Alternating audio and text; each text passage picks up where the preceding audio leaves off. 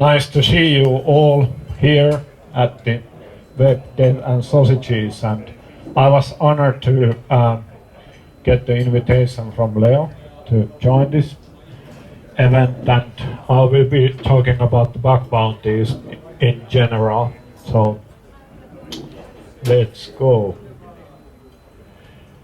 So who am I? I'm actually, last time when we met with Leo, I was working at Nixu, but now I'm working at Visma, and I'm doing internal security at Visma, so loving that. And my background is a bit of everything. And what I nowadays really love about is the hacking of locks, mechanical locks, smart locks, whatnots, and kind of electronic hacking.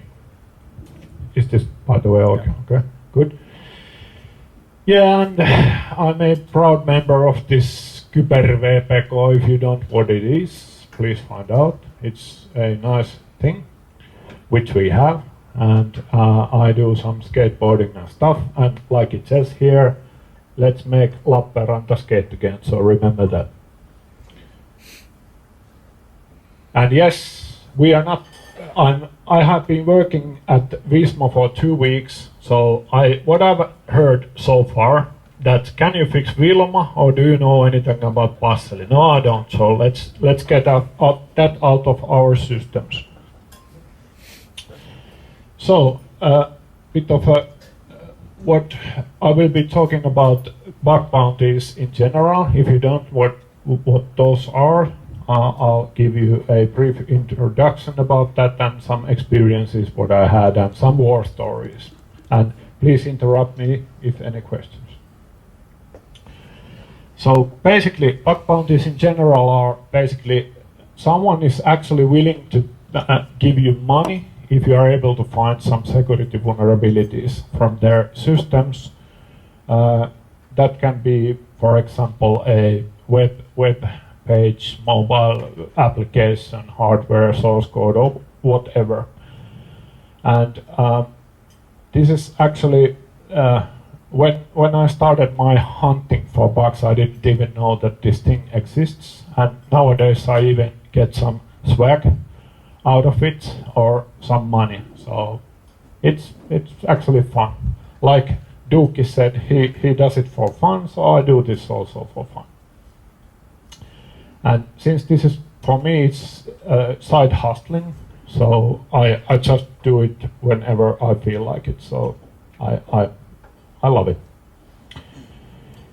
And some bug bounty platforms which are there are basically, the major ones are HackerOne Integrated Bug Crowd, and then there's this Finnish thing called hacker.fi.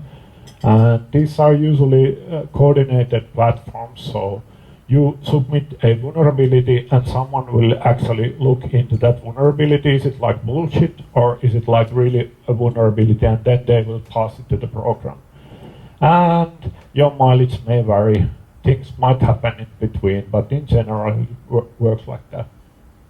And platforms are usually basically like referees between the hacker and the program, to sum it up. And of course there are in-house bug bounties also, which are usually run by corporations, which usually they have a lot of resources. Like for example these 4, which I've been doing more or less each of them. So it probably is obvious that it requires heavily money and people's time to run a private bug bounty. For example, this Swisscom, this Swiss operator, they are actually really good at it. They've been practicing it for years now, and they have become really good at it. And at start it was just a Jira, and some random dude was just putting out some comments, but nowadays they are like really good at it, for example. And of course Microsoft, Apple and Intel, they do their own kind of way to things. Okay, so then some quick lessons which I learned. By the way, usually this takes an hour, but I promised that I'll do this in 30 minutes. So I'm rushing the slides. So please do ask me any questions later on. I'll be here if you have any questions.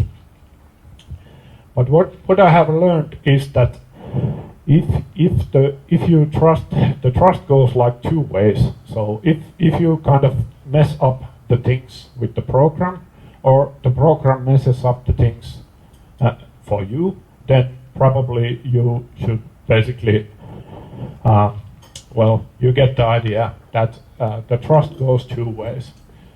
And actually, I know that there are a lot of developers here, so I just want to say this out loud, that it's actually, and do understand this in the nicest way, which I'm going to say. Usually you are able to find bugs quite quickly, and I understand the amount of work which you have to put into the development. It's always easy to put 5 years to the development to implement the most secure environment there is, and then one hacker comes and he breaks the system within 5 minutes. So this happens, and it's just reality. And I was just talking before these talks that personally I don't develop anything, because usually when I start to develop something, I realize that I really don't know how to make this stuff secure enough. So then I pull it out of the internet and I cry to myself to sleep. So that's what I do. But it's actually really good that if you have this communication channel with the developers of a program, it really is. I love it because it's a two-way street. And usually when I started to do this quite heavily at some point, I started to have this feeling that there's a local guy here in Tampere who does this, by the way, full time, and he's really awesome in this. And I've been talking with him quite a lot about the fact that if I would do it like full time, and I really cannot, because I kind of, my mind explodes. We have this saying in Finnish that kasetti hajoaa, and that means that head explodes. So I really can't do it. So, for example, during the summer, I had to take several breaks because I felt that I was overdoing it, and it really didn't sound fun anymore. But in the end, it's basically the bug bounty scene and the events. If you are able to attend those are really awesome. So I really recommend that if you ever have time and get involved in that, so enjoy it. It's great stuff, and you see friends there. And stay curious. That's always the best lessons learned. Okay, then some real bugs which I have found, which in my opinion are nice. So there used to be this real big, very known is Yahoo, which I don't mention, but they used to have this e-commerce shop, and they actually, I started to test the stuff over there, and this is so far the biggest kind of score for me.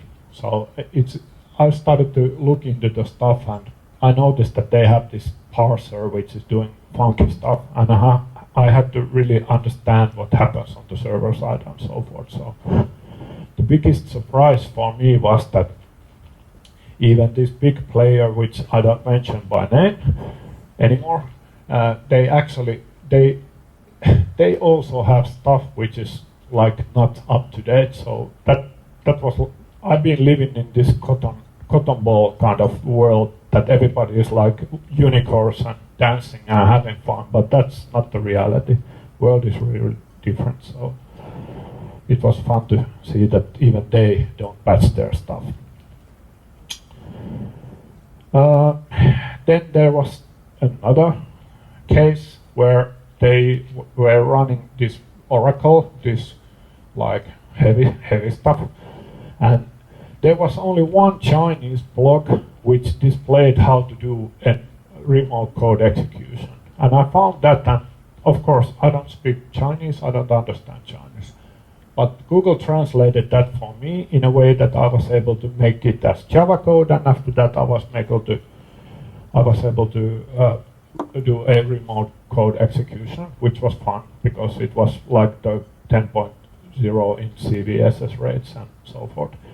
And this guy actually has removed the blog, so I don't know, but I'm glad I read it in meantime. And once again, this was a big player. They had a so-called enterprise product, but still they don't patch their stuff, which is like, yeah, business as usual, I think. Then there was one iOS application, and these are just the examples which I enjoy. I have lots of stories, but these are the things I really enjoy. So this was basically they had made their own crypto kind of thing into the mobile application, and in the end I was able to reverse engineer that and find out whatever things they were putting over there. So my message to you, if there are any like mobile developers, always remember when you put stuff to the client side, someone will have, was it like Duke said, 2 months of time he was doing the bots? Well, I've been doing this for 2 months plus, for example, and found these things. So someone in the end will actually get these things out of the client side. So don't put any stuff at the client side which you don't want to be found. And then I try to combine several other findings which I have found from the mobile applications. So basically, I don't know what is the thing, but there are a lot of iOS and Android applications. When you decompile the files you extract it from a phone and then you decompile all the stuff, you can find lots of this CI/CD Jenkins webhooks and Teams webhooks and whatever keys from there. So I don't know why people do that, but for me it's like chiching money. So keep doing it. I keep reporting it, and we make the world safer. Round and round it goes. But the message here is not more joking, but the message here is that each time when you put something, when you develop an application for your mobile device, remember that someone as lunatic as me will decompile the stuff and look into there and see if there are any things up for grabs. And there are some Twitter API keys which Dukis does, so I hope you don't do iOS application using API keys there, because I will find it, or someone will find it, but you are too smart, you use Raspberry Pi, so good. And actually, yeah, one important thing is that if this happens, these things tend to happen, so just remember this thing which has been underlined here, that it's just not removal of the secrets is not enough. You have to like revoke the keys and rotate the keys. That's something which I've been trying to tell for years for several people, that you should really do that. And when I say tell several people, I also might have done that. That's a hypothesis, but yes, I have revoked my keys, or I would have revoked my keys, let's say. So, and actually, when we agreed about this talk, after a couple of days after agreeing this, I was supposed to do the same talk as I did last time. I got this really weird bug. So this HackerOne platform reached me. They actually sent me one email saying something that, hey, look at our smart rewards and blah, blah, blah. Then immediately second email drops to my phone. I was looking at it, said something like HackerOne staging. I ran to my computer and started to typing the report. And why I did that is that I realized that they are actually using my or everybody else's data in the lower environment. So they are testing with staging and staging with customer data, which is like a big no-no. So I filed a report. They told me that, well, there are only 1,000 people who actually got involved in this, but you actually did kick in the IR, the disaster recovery and the incident response. So thank you for that. We are now all awake at San Francisco, so we thank you for that. It's the middle of the night. And I was like, well, you shouldn't send me any emails. And they were like, but I know these guys, so they were really happy about it. But just saying that it's not always the super duper like uber cool remote code execution which should be reported. These things should be also reported nowadays, since people are actually understanding about the privacy and stuff. So,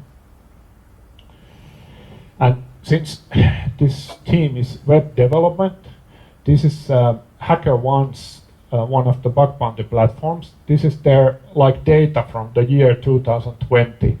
So they actually said that what are the hackers working on. So as you can see, people are hacking a lot of websites. So I don't know. This might be interesting to you that each time when some folks develop a website, someone will do stuff over there. So in my opinion, it's really interesting to see that actually the website testing has exploded like this. So interesting. And actually, I made it quite quickly, I think. But for me, this bug bounty thing can be so many things. And I have been working for employers which actually encourage to do the bug bounties, because you get stuff out of the bug bounties to work and from work to bug bounties. So it's a kind of a constant learning experience. And since there are a lot of developers here, usually the developers are really, really good at finding bugs, but not from their own code. And this is just a fact. You know all the Linux's eyeballs and blah blah blah, but it's just the way that if you look at someone else's code, you see the things differently as the other person sees, and that's just the reality. You become blind to your own comments. That's prove me wrong, but I say it's like that. And there's something for everybody. So if you like websites, go hack them. If you like hardware, go hack them. If you like mobile applications, go hack them. You get money out of that. In the end, that shouldn't be the motivator, but just saying that someone is actually paying you if you find something. So yeah, that was about it. So I don't have any more questions. By the way, I landed that trick. So I started the skateboard 2 years ago after 20 years break. So I landed that thing. So that makes me really proud. And no bones scattered. So yes. So thank you. Thank you so much for coming. And is there any questions anyone wants to ask from Tomi? And you can ask later also if you don't want here. Yeah, that sounds really cool. What are your tips if someone wants to start bounty hunting? Well, my good friend Jarkko Vesiluoma has done this page for all who wants to start hacking. He has actually gathered some data in there, and his kind of thing is that you should be able to go one site which has all the information gathered, and he's been gathering information there. I've been helping him and lots of others, so perhaps that's the that's the place to start. Okay. Any more questions? There's one. I hope it's easy question. Hey, thanks. I was thinking, what are the most common vulnerabilities that you have encountered? For example, if you think about web services. Web services. Like the most common vulnerabilities. Well, web services, I think it's something related to the XML parsers. Maybe that's kind of not so common, but if you find that that's the good shit, you get good things out of there, and I don't know, some weird input sanitation things that you put. It accepts ID and you put like %00 something something or whatever things, and then you get really funky results. So something like that. I was hoping that you would ask the easy question, because the answer is cross-site scripting in the web. It's still there and it never goes away.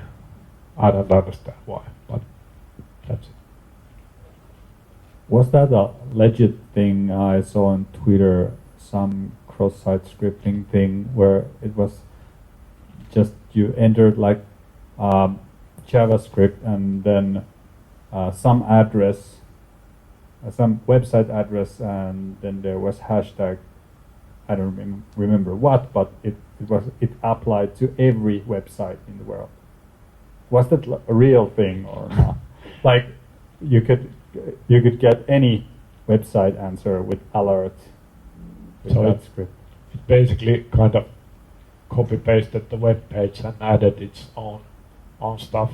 I don't know. Like I just was like poking the stick to you if you knew what I was talking about, because it was weird, and I wasn't sure if it was legit or some joke. I wasn't sure. Usually those are called Google Ads because they add JavaScript to your page, but I don't know about that. But some ad thing. Maybe I can Google it later and ask you. Yeah. Yeah. We're speaking of poking now. Yeah. Here's your sausage poker. I don't need to say anything. Yes, thank you so much for your presentation. Thank you. And yeah, keep hunting. We'll have another little pseudo break, so you can grab some more sausage and beer and have the last presentation by Tomi, after which we will go upstairs and eat donuts.